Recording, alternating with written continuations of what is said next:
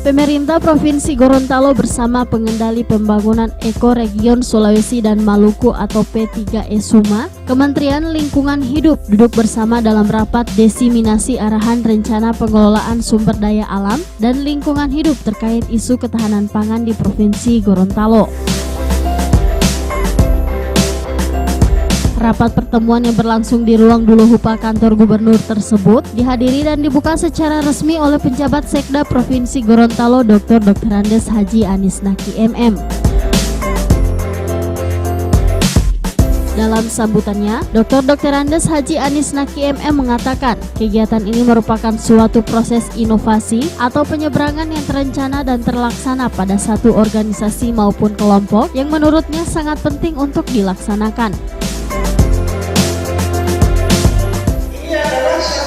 Kegiatan proses inovasi penyebaran yang terencana terlaksana kepada satu kelompok. Ya, kalau kabupaten kepada kelompok mana destinasinya kita arahkan secara inovasi.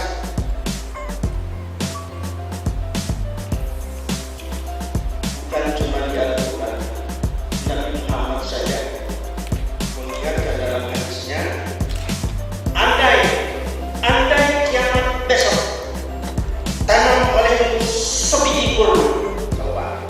Ada apa sebenarnya? Kiamat besok kita disuruh tanam kurma.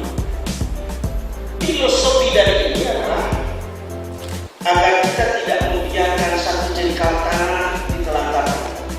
Di Provinsi Gorontalo ada 240.000 tanah yang tidur, lahan-lahan yang tidur.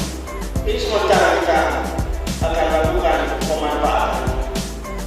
Karena pemerintah Provinsi Gorontalo dalam 8 program strategi. Sementara Kepala Pusat P3E Suma Darhamsyah dalam kesempatan yang sama menjelaskan bahwa pengelolaan sumber daya alam dan lingkungan hidup memiliki keterkaitan dan tidak bertentangan dengan ketahanan pangan. Tetapi kita tidak bisa merubah lahan perumahan menjadi pertanian atau perkebunan dalam sekejap. Ya, jadi kalau ini ada sawah lalu kita bangun rumah itu cepat bisa selesai. Tapi kalau bekas rumah lalu mau dijadikan sawah atau ladang itu sulit. Ya, oleh karena itu ini yang harus kita jaga. Kita punya modal besar di sini.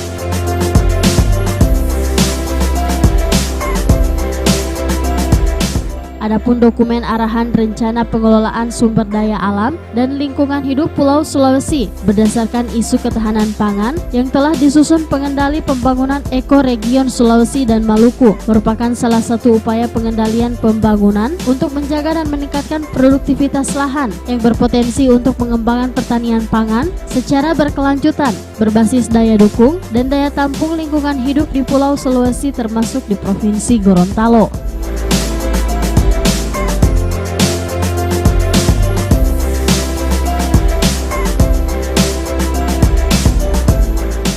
Tim Liputan Advertorial Mimosa TV.